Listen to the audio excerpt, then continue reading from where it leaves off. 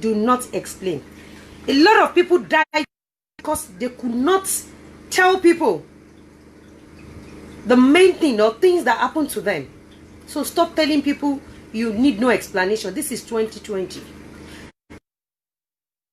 Explanation because nobody knows you. Even your neighbor might not know you. 2020 through social media, everybody in the whole world knows you. So if there is crisis, you must tell the whole world. Nígbà tí nǹkan sọ yẹn tó bá bẹ̀rẹ̀ sí ní ṣe ẹni yẹn ní jàǹbá ò ní síbẹ̀ láti defend ẹni yẹn.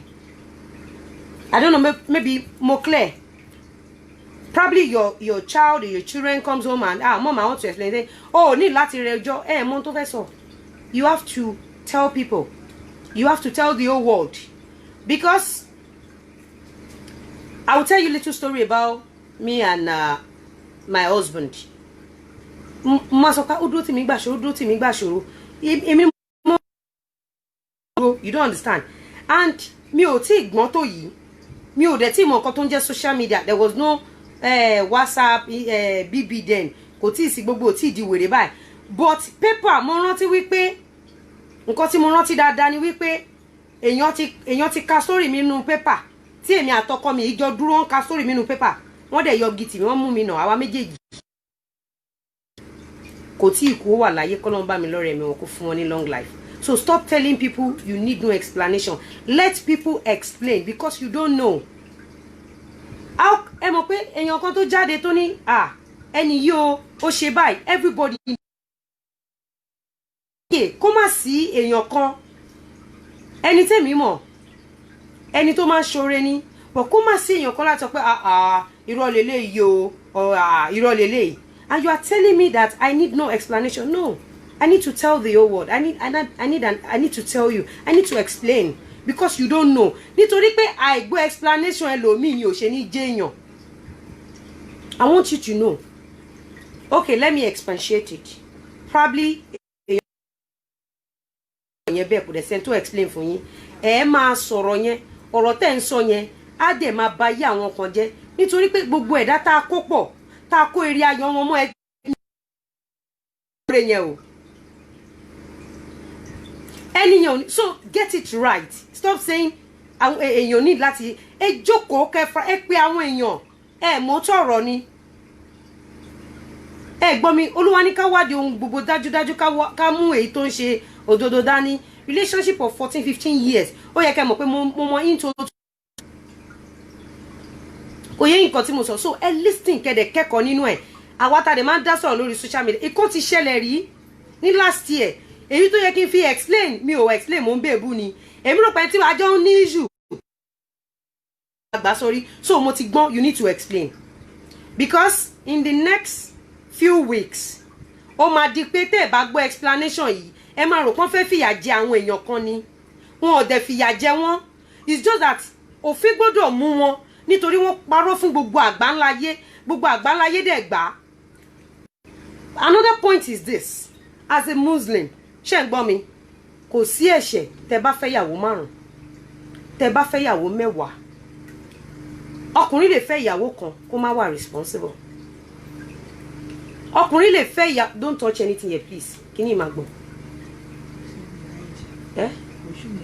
kò ṣó ní IG I know. Mi mo ilé bùtẹ̀ okay ṣé wàá bá mi di IG mu ṣé wàá bá mi di mu wàá dúró síbí o ṣé I love you thank you o ṣé ẹ kọ́ mi gbọ́ pé mo sọ wọ́n pé I love you kí ni holder yẹn mi rí ó dà pé wà nù the other car ti driver yẹn gbé wọ́n ti fẹ́ débi bá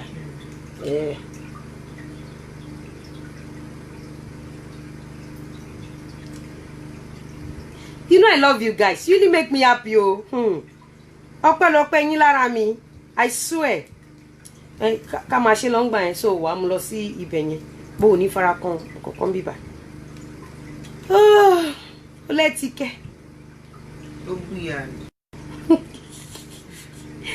Okay ó dà pé máa turn it around okay máa turn it around okay mi ìmọ̀ tí mo lè fi sí bí áńgà yẹn ò sí bíbo náà ti dé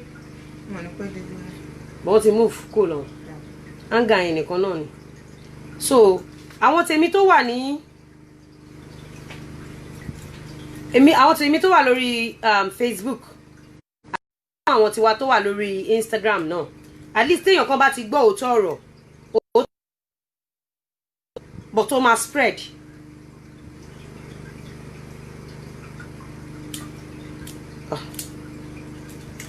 You don't understand. You see, there is something in life. There is nothing like cover your home. There is no home. Okay, I want to throw you a question.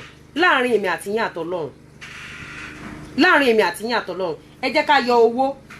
I'm going to talk dirty. I'm going to talk raw. You're going to permit me. Ẹ má bí kókó lára ọkùnrin. Kí ló mú wa love wọn?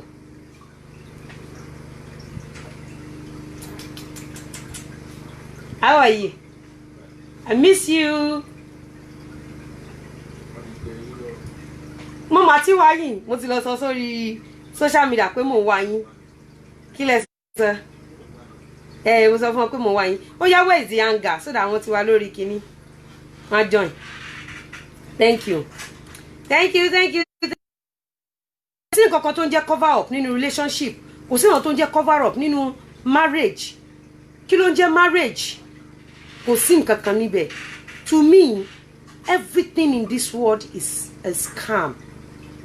Marriage is a scam. Everything is a scam. But ìrìn àjò yẹn máa ń dùn tó bá ní ọ̀rẹ́ láti bá rìn.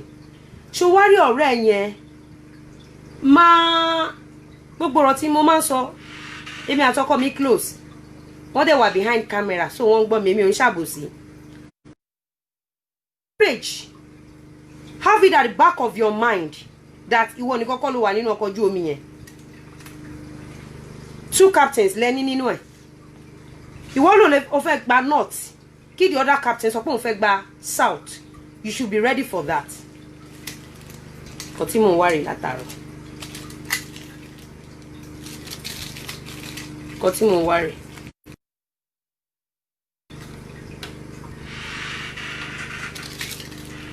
Mo ń bọ̀. Mo sọ wípé ẹ̀kọ́ wà. Ẹnìkan sọ pé cover up ń bo. Ẹ mọ̀ nǹkan tó ń jẹ́ marriage ni. Ẹ mọ̀ nǹkan tó ń jẹ́ marriage. Níwọ̀nba tí mo wọ̀ lánàá yìí. Marriage ni pé for better for worst. Òun ni pé tó bá yẹ̀ lọ́dọ̀ ọkọ kí ìyàwó gbà. Tó bá yẹ̀ lọ́dọ̀ ìyàwó kí ọkọ náà kó gbà. Tó dẹ̀ máa ṣẹlẹ̀ láàrin ọ̀rẹ́. Babe, wọ́n ní kí n sọ fún yín pé àwọn love wa, àwọn fans wa.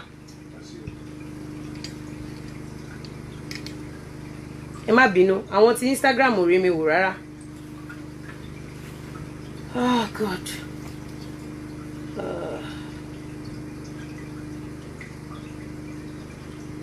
Ẹ má bínú ẹ̀yin tèmi.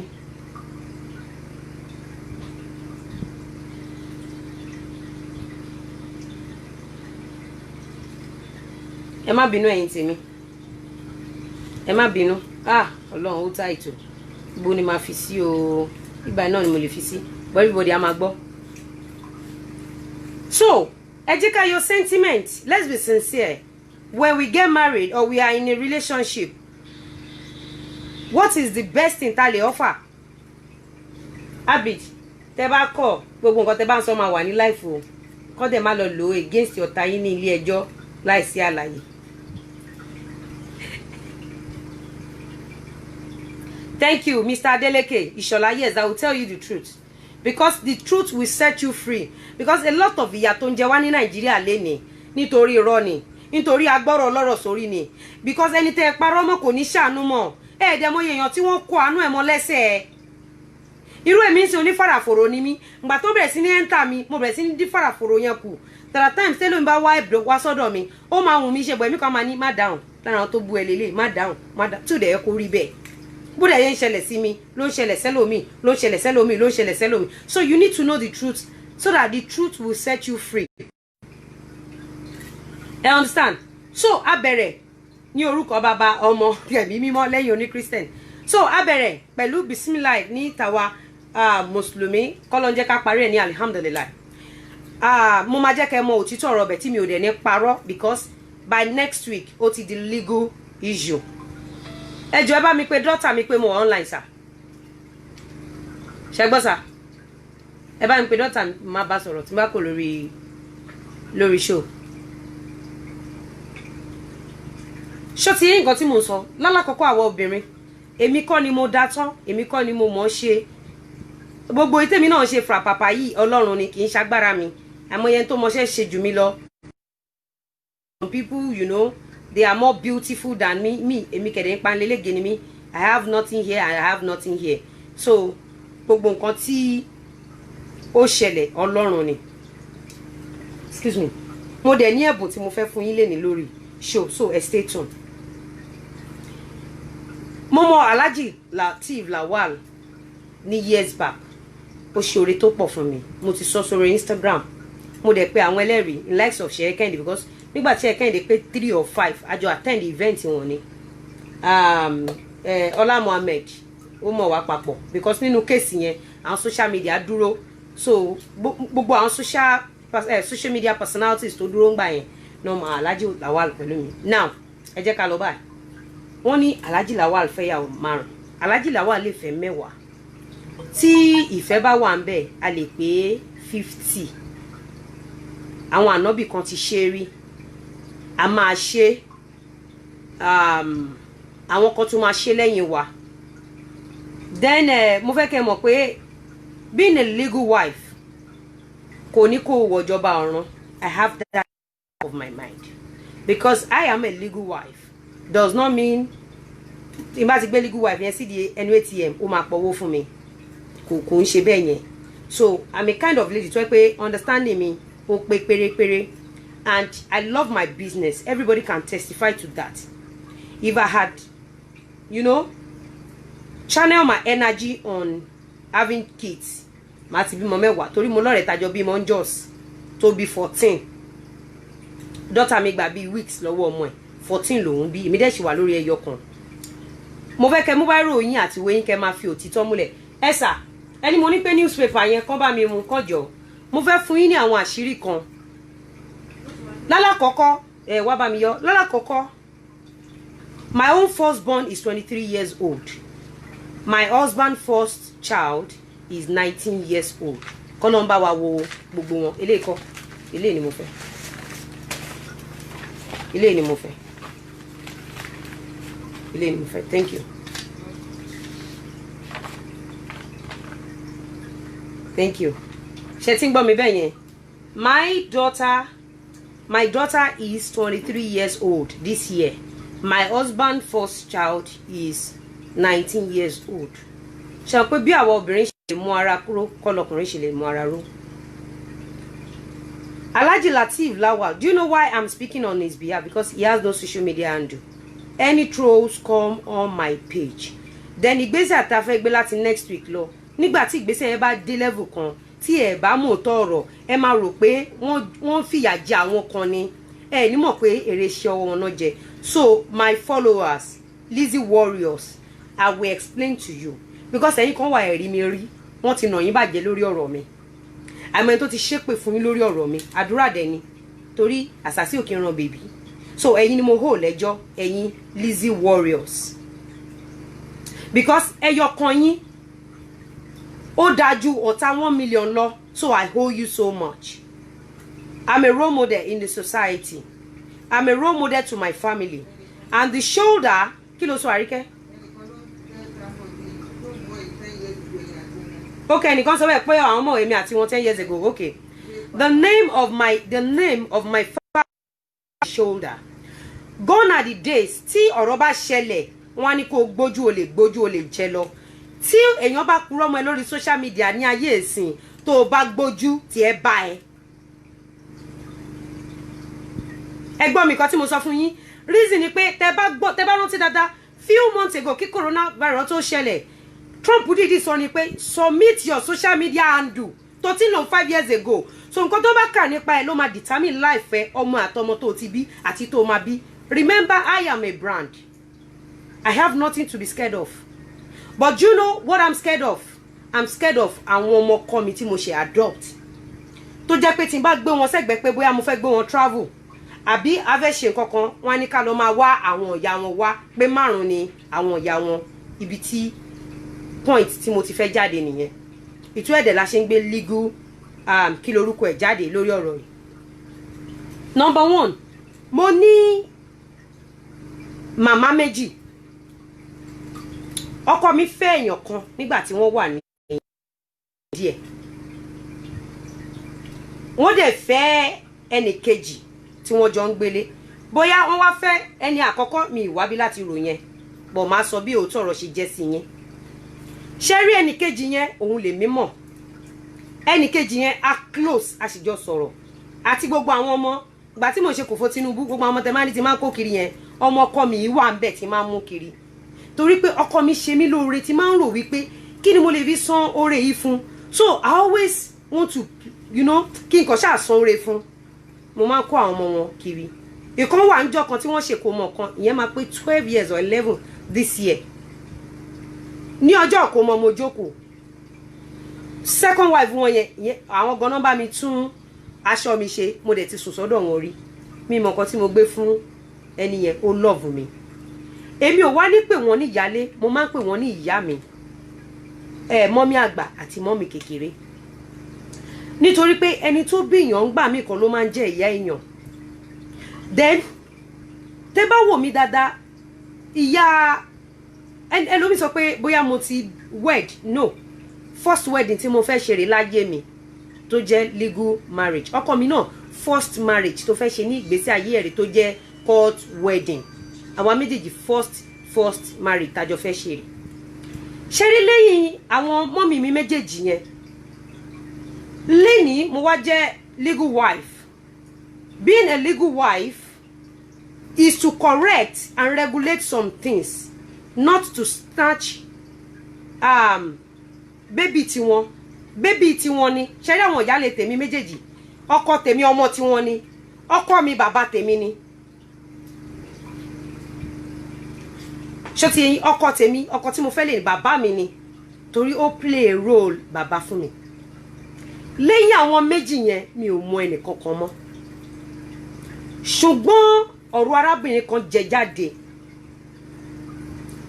Ọ̀rọ̀ arábìnrin yìí ló sọ ọkọ mi di ẹni tí ó wá ń dágbé.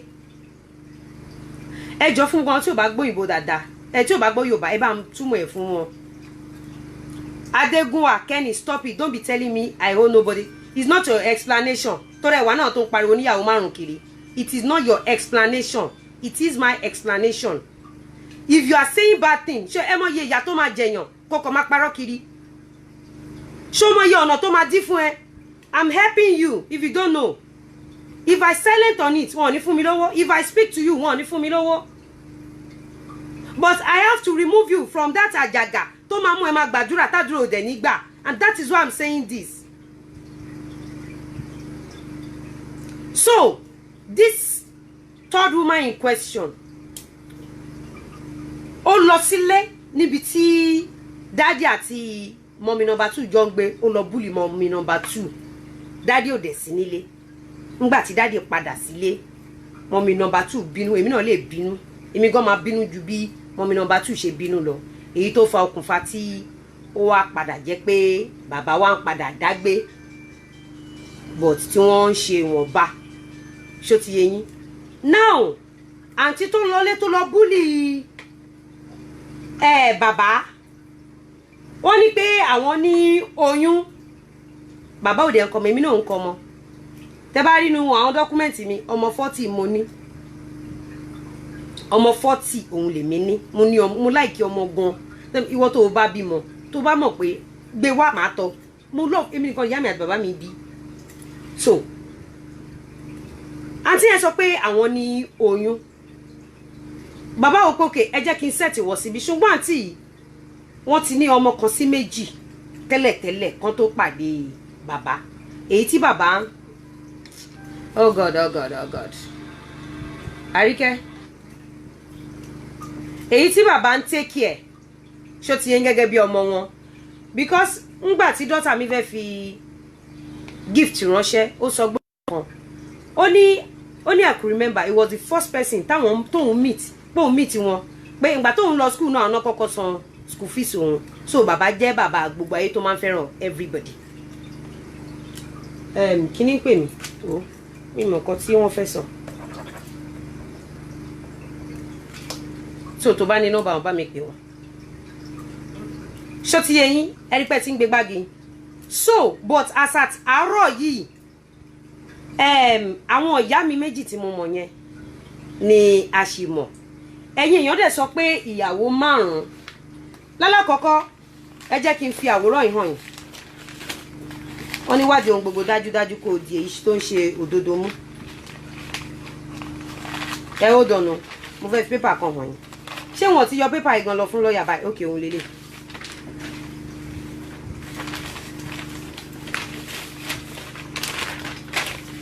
Mo sọ fún pé mi ti gíràn káfí dídá mi wò kẹ́kọ̀ọ́ scandal ń pa mi kò wò mo fi ta sóyòyò but nítorí àwọn ọmọ kéékèèké tí kò kí ń ṣe ọmọ ọkọ mi tí wọ́n kó ọmọ tèmi ní èmi ní ọmọ kan ọkọ mi ní ọmọ 5 lẹ́yìn 5 yẹn kò sọmọ mọ́.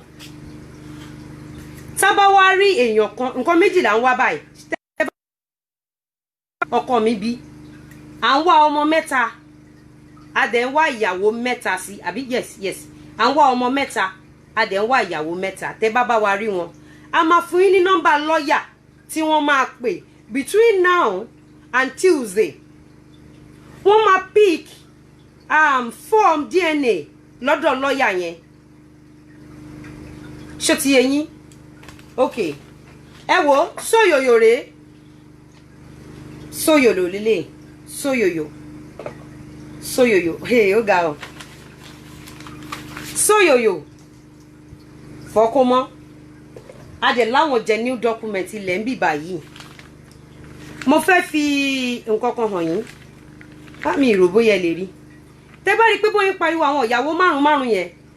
Èèyàn méjì péré náà ń dárúkọ. Tán bá kọ story yẹn débì kan wá tí wọ́n sọ pé àti àwọn èèyàn kan. Then mo fẹ́ fi photo àǹtí kan hàn yín. Àǹtí náà dáná o. Where is that auntie? Oh God. It's nínú paper. Ẹni yẹn ni wọ́n ń pè ní Kenny Lawal tí wọ́n fi ṣe ìyàwó kẹta. Kenny Lawal is not my Kenny Lawal is my husband. Aba mo ṣe lè pé o. Her real name is Mariam. Auntie Mariam. Her name is not Kenny. Concocted story ni. Her real name is not Kenny. Her real name is Mariam. Auntie yẹn jẹ́ ọmọ ẹ̀gbọ́n ọkọ mi, ọmọ ìyá ọmọ bàbá, ẹ̀gbọ́n ni obìnrin ló wà lókè tí ọkọ mi tẹ̀lé direct. Second born wọn ni auntie tán pè ní Kenny Lawal yẹn, kì í ṣe ìyàwó.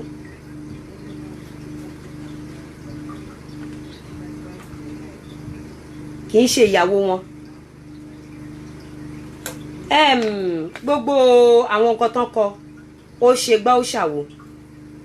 Èmi ò ń ṣabaramore jẹ téèyàn bá ra common nǹkan 50 naira fún mi mo máa appreciate ẹ̀. Ṣùgbọ́n èyí tí gbogbo wọn fi ṣe gbogbo nǹkan tán ṣe yẹn ó normal. Tí ọkọ mi bá máa sọ̀rọ̀ ọkọ rẹ́rìn ó lóun ò rírí kéèyàn sùn kó jí kó dẹ̀ di star. Then à ń pẹ́pẹ́ wọn lórí internet mo máa pẹ́pẹ́ gan-an. Ṣẹ́rí kéèyàn máa pẹ́pẹ́ ẹ̀ṣẹ̀ ni mo mọ̀. Ṣùgbọ́n gbogbo ẹ̀ṣẹ̀ tí ń bá dá lórí pẹ́pẹ́ tí ń bá fọkọ mi pẹ́pẹ́ orí ẹni tó líkì photo wedding wa ló máa lọ. Mo ń ṣe wedding mi láti please ara mi. Mi ò fẹ́ gbé ayọ̀ ti tèmi láti rọ̀bẹ̀ sí ojú anybody.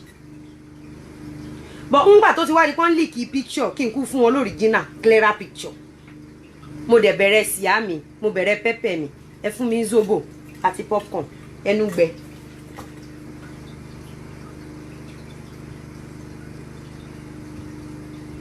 Ẹnu ṣe ni fún mi zobo. Ṣé rí tí ẹ bá gbọ́ ọ̀rọ̀ yìí nsìn, everybody in the whole world believe pé ìyàwó 5 ló ní. Ìyàwó 5 kọ́ ló ní. Kò dẹ̀ ṣe ìgbéyàwó. Ṣé mo sọ pé ìyàwó 5 yẹn ó dà pé ó ti gbé obìnrin bíi 5 lọ sí altar rí? No. Ọkọ mi ní ìyá méjì tó jẹ́ ìyá tèmi náà torí mo gbọ́dọ̀ gbà wọ́n bí ìyá mi torí mo fẹ́ bímọ kí n dẹ̀ jèrè ọmọ. Ìyí tí mo dẹ̀ ti bí sílẹ̀ mo fẹ́ jèrè ẹ̀. Obìnrin tó bá dẹ̀ fẹ́ jèrè ọmọ tó o bá lọ́wọ́ ọkọ ẹ o gbọ́dọ̀ kó wọn pọ̀ torí àmọ́ ọmọ tó máa ṣoríire. àwọn tí mo wá pè ní ìyá mi yìí tó jẹ́ pé àwọn ni wọ́n bímọ fún ọkọ mi ò ní pè wọ́n ní baby mama, mi ò ní pè wọ́n ní ìyàwó, èmi máa refer sí wọn as my mommy, mommy 1, mommy 2.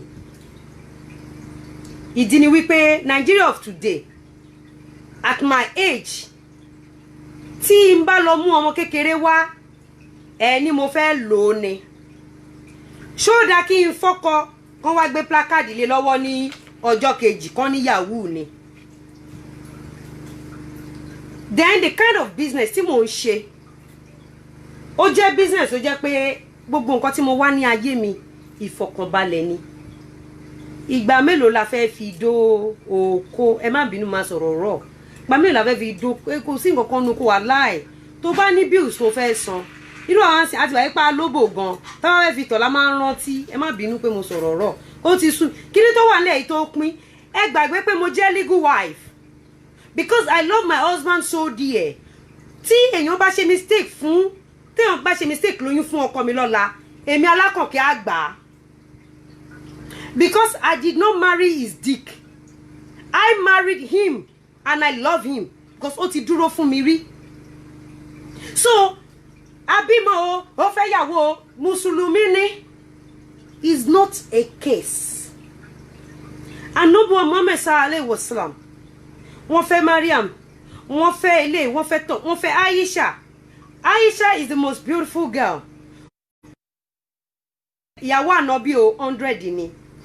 Ọkọ mi mùsùlùmí ni. Bá a ṣe ń ṣègbéyàwó, bá a ṣe ń nawọ́ sókè, òrùka yẹn gbogbo yẹn formality ni. Mo ti ní lọ́kàn pé ó lè gbọ́mọdé lọ́la. Eré tèmi máa sá ni bí àwọn ọmọ mi àti àwọn ọmọ mọ́mì mi méjèèjì àti àwọn ọmọ ọkọ mi míì tí wọ́n ṣe ní wojú ara wọn jẹun. Nítorí àjọjọ òkíndùn tẹ́nìkan ò bá ní. Gbogbo wọn gbọ́dọ̀ ṣorí. Nítorí tá bá tó ọmọ tó bá bìlì pé èmi lọ́wọ́ mi wà òkè, mi ni mo lówó jù, àwọn ọmọ tèmi ló gbọ́dọ̀ ṣoríire jà ọmọ ìyálé lọ àbáwọn ọmọ ìyàwó lọ. Àwọn tẹ́ ẹ̀ jẹ́ kó ṣoríire yẹn ló máa padà di èṣù sọ̀rọ̀ àwọn tẹ́ ẹ̀ jẹ́ kó ṣoríire.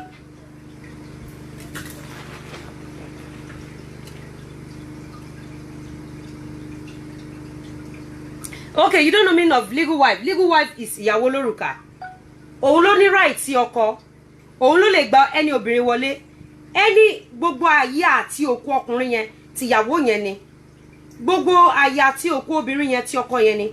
But I am telling you here today, this afternoon, that I am officially legally married to my husband. But traditionally, mo ní ìyàwó, mo ní màmá, mo ní mi níyàwó kékeré. Mo ní àwọn ìyá méjì níwájú. Àwọn ìyá méjì, àwọn ni ìyá ọkọ mi. Tí mi ò ready láti wá máa bá wọn sọ pé ìyàwó lórùka ni mi. Ẹlẹ́dàá mi ò ní jẹ́ ríru ẹ̀. Ẹgbọ́n mi, wọ́n ní ohun tó bá tọ́ sí Késárì ẹ fún Késárì. Àwọn tí èèyàn bá ní iwájú tó jẹ́ méjì. My duty as a legal wife, tí ọkọ ẹ tó bá ní ìyàwó tẹ́lẹ̀ kó tó fẹ́, tí àwọn ìyàwó yẹn bá ready àti someone said stop encouraging that. I'm a Muslim. Please, I'm not talking to Christians. Please, I'm a Muslim. We have a lot of women today tó ti kú nítorí pé wọn expect ẹ̀ pò ń bọ̀ tó bá dé ó máa shock wọn. So it's better we prepare ourselves as a Muslim woman. If you don't want to listen, go. Leave my page. I'm telling you. As ìyàwó, as a legal wife, to me, it is my, to me, èmi sọ ni o, it is my duty to represent interest of ẹni tó bá bímọ fọ́kọ mi àti àwọn màmá mi láti regulate àwọn kankan. I mean, èyí tó bá ready àti ṣiṣẹ́ pọ̀ pẹ̀lú mi. But èyí tó bá lóhun ò bá mi ṣe, I have to stand on my own. But nínú kẹ́lẹ́kẹ́lẹ́ ọkàn mama sọ Ọlọ́run orínú mi o. Orínú mi o, fi wà mí, dá mi lẹ́jọ́ o.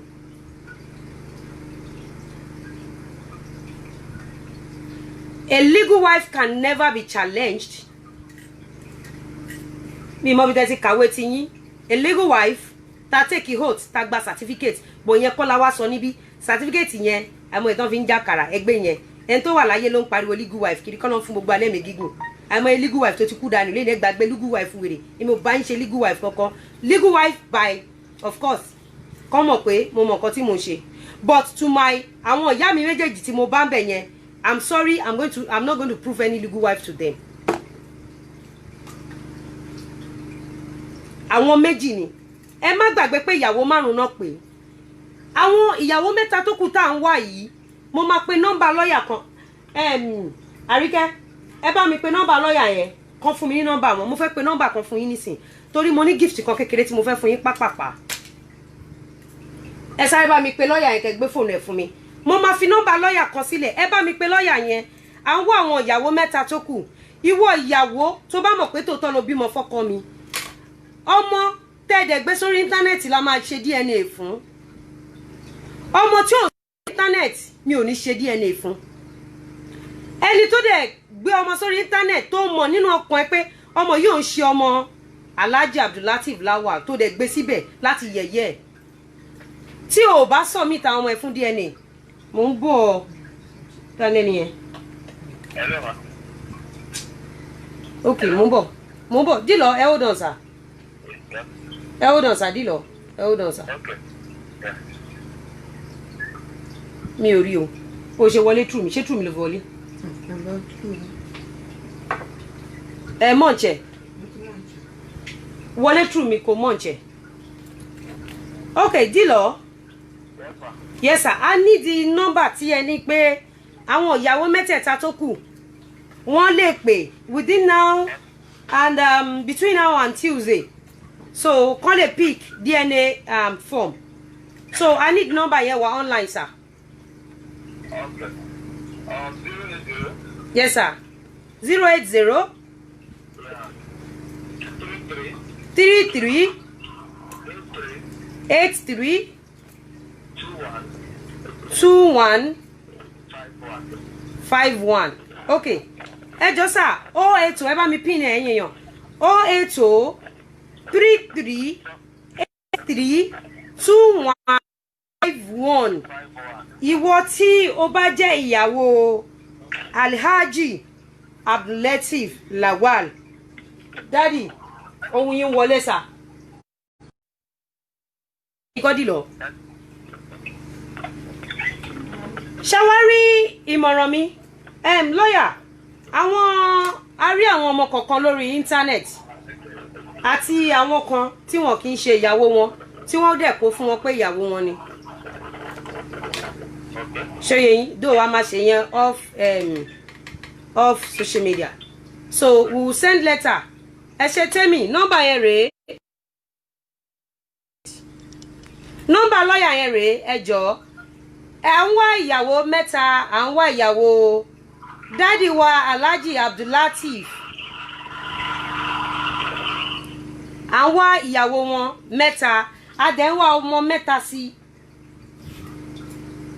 a dẹ̀ rí àwọn ọmọ kan lórí íńtánẹ́ẹ̀tì tí kò ń ṣe ọmọ wọn tí ẹ gbọ́dọ̀ provide àwọn ọmọ tẹ́ kó sí íńtánẹ́ẹ̀tì yẹn o kì í ṣe àwọn ọmọ mi márùn-ún ni mò ń sọ o àwọn ọmọ tẹ́ kó sí íńtánẹ́ẹ̀tì yẹn a gbọ́dọ̀ rí wọn yóò wọ́n gbọ́dọ̀ rí pé DNA lélẹ́yìí mo dẹ̀ fi ń dá gbogbo ọmọ Nàìjíríà lójú pé a ní pé tí ọkọ mi bá ní ọmọ 10,000 a máa take care wọn tí nǹkan kan ò ní ṣẹlẹ̀ tí gbogbo wa ta dẹ̀ máa wà ní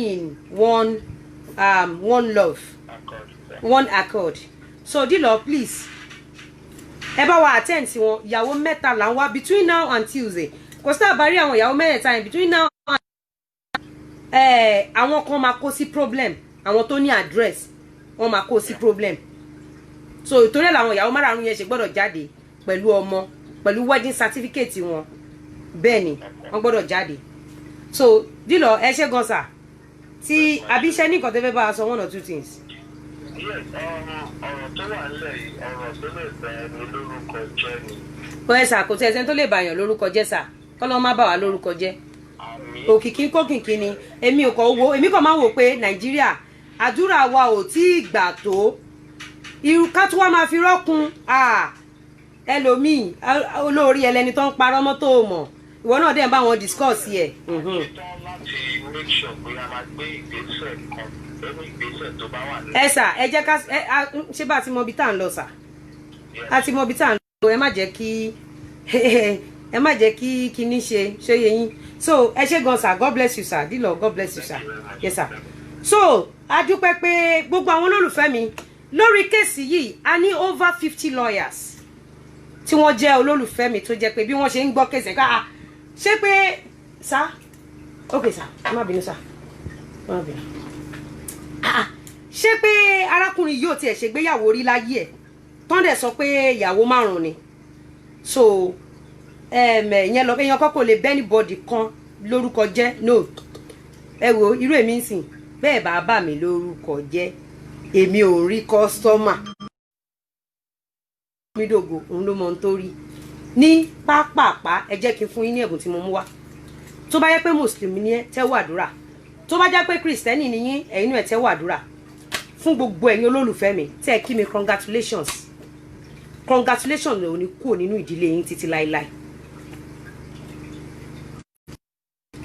fún gbogbo ẹ̀yin olólùfẹ́ mi tẹ́ ẹ rí ire pẹ̀lú mi tẹ́ ẹ dẹ̀ bá mi yọ̀ pẹ̀lú ire mo ní ire òní tán lọ́dẹ̀dẹ̀ yín mo gbà á ládùúrà ni mo bí Ọlọ́run nítorí pé ẹsẹ̀ ewúrẹ́ báyìí ló fi rìn lọ síbi tán ti máa pa gbogbo ẹ̀yin olólùfẹ́ mi tí mi ò mọ̀ yín rí mi ò ra dátà fún yín rí ẹ̀ẹ́dẹ̀ máa gbèjà mi bí ká ní pé inú kan náà láti jọ jáde ẹ ní fẹsẹ̀ ara yín rìn lọ síbi tán ti máa pa yín.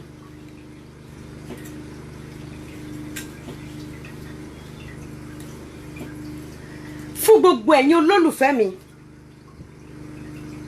irú ọ̀gbìn kan ò kí ń wà kó má nílé lórí kò sí olólùfẹ́ mi kan tí Ọlọ́run ò ní fún ní ilé títì ẹ̀ ilé àfojúrí ni àbí ilé ọkọ tàbí ilé ọmọ tàbí ilé kóhùn ilé tẹ́ ń gbàdúrà fún Ọlọ́run á fún yín ní ilé ìran ìjàpá kò ní wà nílé lórí aláṣẹ mo dẹ̀ ń gbà aládùúrà fún gbogbo ẹ̀yin olólùfẹ́ lórí nǹkan kan ló wà tí ò léyìn tó máa ń jẹyàn ìyà ni ìyà ò ní jẹ èmi àti yín tó máa ń tàyàn tí ò dẹ̀ mú abẹ́rẹ́ dání òṣì ni òṣì ò ní ta èmi àti yín nǹkan ẹyọ kan ṣoṣo ló wà ló máa mú èèyàn á jẹ tán báyìí bí àpò rice ṣé yín rí ẹ̀dá ti rí tó jẹ́ dé ìdajì tó wá sọ dànù kò sí tí ìyà bá ń jẹ èèyàn ó máa ń jẹ èèyàn lájẹtán ni ìyà ò ní jẹ èmi àti yín ìyà kéré ni o ó tóbi ni o ìyà kéré ni o ó tóbi ni o ìyà ò ní jẹ èmi àti yín mo mọ̀ lóore o I wish to see you guys. I wish to see you guys. You've been my strength. You've been my love. You've been everything to me. Ní gbogbo ìgbà tí ẹ bá wá ń wá ìrànlọ́wọ́, ọ̀run ò ní sùn nítorí ọ̀rọ̀ yín. Ní gbogbo ìgbà tí ẹ bá ń wá aláàánú, Ọlọ́run á dẹ̀ máa dìde fún gbogbo yín, fún gbogbo ẹ̀yin olólùfẹ́ mi. I appreciate you guys. I love you. Nígbà tí Gistlover gbé jáde ní last year pé àǹtí kan fẹ́ sílé àǹtí L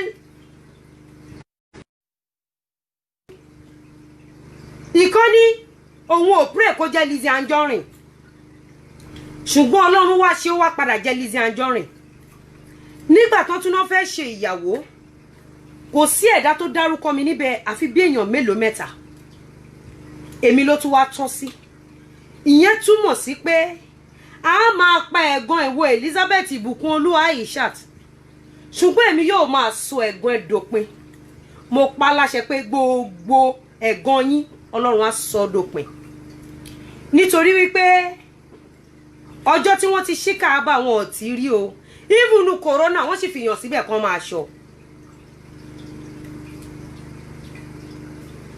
owó ò ní tán lọ́wọ́ yín iyì ò ní tán lára yín ẹ ní gbọ́mọ sí ayé yín ò ní bàjẹ́ wọn ò ní bà ti yín jẹ́ ikú ò ní wọlé tàn yín àrùn ò ní filé yín ṣebùgbé ẹ̀mí gígùn àlàáfíà ni mo tọrọ fún èmi àti yín àti àwọn ọmọ wa àti gbogbo àwọn olólùfẹ́ wa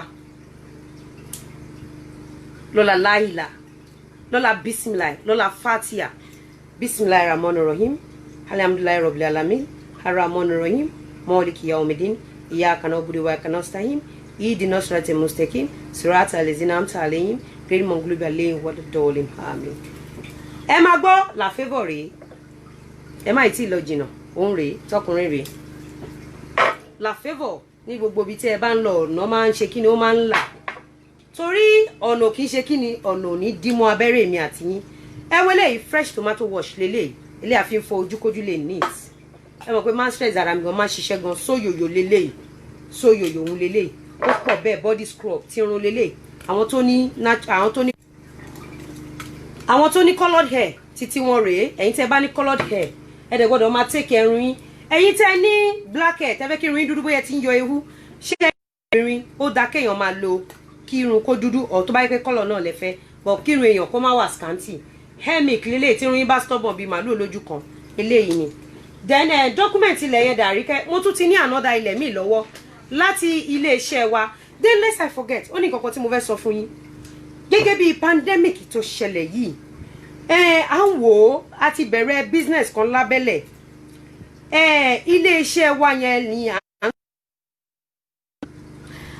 ṣé kí n sọ fún yín màá sọ fún yín later ṣùgbọ́n ẹ̀yin tí ẹ bá nídìí owó tí ẹ bá fẹ́ yáwó tí ẹ dẹ̀ fẹ́ interest lórí ẹ̀ ẹ kàn sí wa ẹ fẹ́ yáwó ẹ dẹ̀ ṣe mọ̀ pé mùsùlùmí ni wa a gbọ́dọ̀ gba interest lórí owó tá a bá fẹ́ ṣe nǹkan bẹ́ẹ̀ yẹn ṣùgbọ́n ẹ máa san ìjọ tí ẹ máa dá padà ẹ máa san ìjọ tí ẹ máa dá padà tẹ́ bá fẹ́ fi ṣe business àbẹ́fẹ́ sáré fi ṣe nǹkan ṣòye yín ẹ kàn sí ilé iṣẹ́ wa lórí the same phone number ṣòye yín ẹ kàn sí ilé iṣẹ́ wa tí a máa yá yín interest rárá torí pé nǹkan àwọn kankan wà tí mùsùlùmí ò gbọdọ̀ ṣe mùsùlùmí ò gbọdọ̀ ṣòwò èlé mùsùlùmí ò dẹ̀ gbọdọ̀ ta tẹ́tẹ́ so ẹ má gbàgbé sóyòyò ẹ má gbàgbé ilẹ̀ àríkẹ́múlùkọ́ fún mi dọ́kúmẹ̀ntì má ṣe báyìí kò dáa so ẹ má gbàgbé sóyòyò irun mi jọ̀lọ̀ body oil ṣẹ́rí kínní o máa ń da gan gbogbo stress tí mo fúnra mi lórí à ń sáré ṣe preparation àwọn oníyàwó. àwọn ìbéèrè pàmò ìsòyò ẹni kò pè.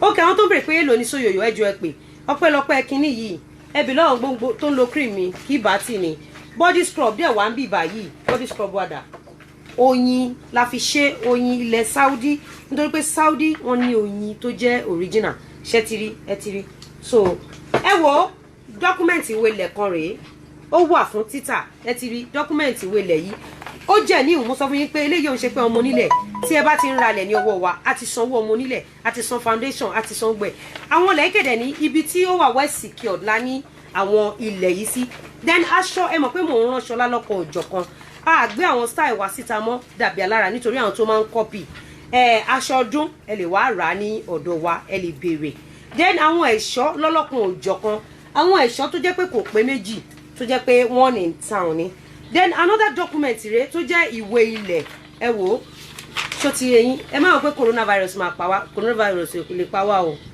èmi àti yín ò ní kú so it's good to ṣe kí ni láti invest dáadáa so anta gold àwọn document rẹ̀ lọ́lọ́kan òjọ̀kan ṣètì ilẹ̀ yìí ilẹ̀ wa ni bẹ́ẹ̀ ni àwa la ní àwa gangan ṣe pé ìyàwó lórúkà àbí kàn náà ń pè married woman àbí kí lè máa ń pè ẹni tó bá ṣèṣe ìyàwó kò gbọdọ̀ máa sọ pé èmi ni mo ní nǹkan mi ọkọ mi náà gbọdọ̀ sọ pé àwọn làwọn ní nǹkan wa mọ́ àwa tá a ní company wa pọ̀ gan ẹ gbọ́yọ̀ ọmọ tí mo lá ní ni so mo lérò pé gbogbo yín ẹ ti rí àṣírí àwọn nǹkan tá à ń sọ à ń wá àwọn ìyàwó wa mẹ́ta ẹ jọ̀ọ́ ẹ̀yin tí ọmọ wa bá wà ní ọwọ́ yín à ń bẹ̀ yín ni à ń rọ̀ yín ẹ bá wa kó wọn wá fún DNA ẹ̀yin ìyàwó mẹ́ta tó kù ìkẹ̀dẹ̀ ní à ń retí yín pẹ̀lú sátífíkẹ́ẹ̀tì ìgbéyàwó mo dúpẹ́ lọ́wọ́ yín thank you for watching me thank you so much I love you mi ò nídìí nǹkan kan lọ́wọ́ yín ju pé kẹ́ bá mi rajà lọ ẹ fi nǹkan ìyàwó ránṣẹ́ kò dáa o Lizzy go and marry mo lọ marry tán ẹ fún mi ní nǹkan kan ṣáyé lẹ̀ ń ṣe yìí ṣé ayé lẹ̀ ń ṣe yìí ṣá go and marry mo lọ marry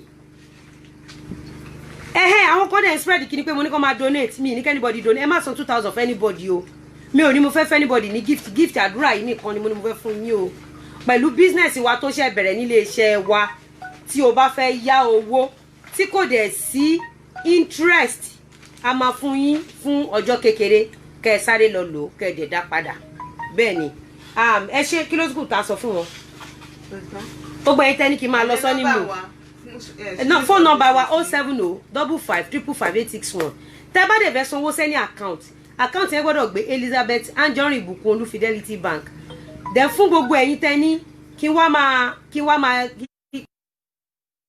nǹkan tó jó èèyàn rí nínú honeymoon ṣá ok ẹ jẹ́ kí wá sọ fún nǹkan tójú mi rí nínú honeymoon ẹ jẹ́ kí wá sọ fún nǹkan tójú mi rí nínú honeymoon ò easy honeymoon kò easy ẹ má jẹ́ kí n wá ròyìn honeymoon fún yín ǹjẹ́ mọ̀ pé tí wọ́n bá wà ní honeymoon kò gbọ́dọ̀ wọ pátá ṣó dáa kí n gbé adúrú ṣọ́ọ̀bù yìí kalẹ̀ kí n má wọ pátá fọ́sẹ̀ méjì tani mo ṣe bí ọba bọ pátá méjì kọ́nà jẹ́ kí n rí pátá yẹn he mọ́ ni o so need your phone number 07055555861 strictly for business ni o ẹjọ. àríkẹ́ ní ẹ má pè o then àríkẹ́ ló wà ní in charge phone èmi kọ́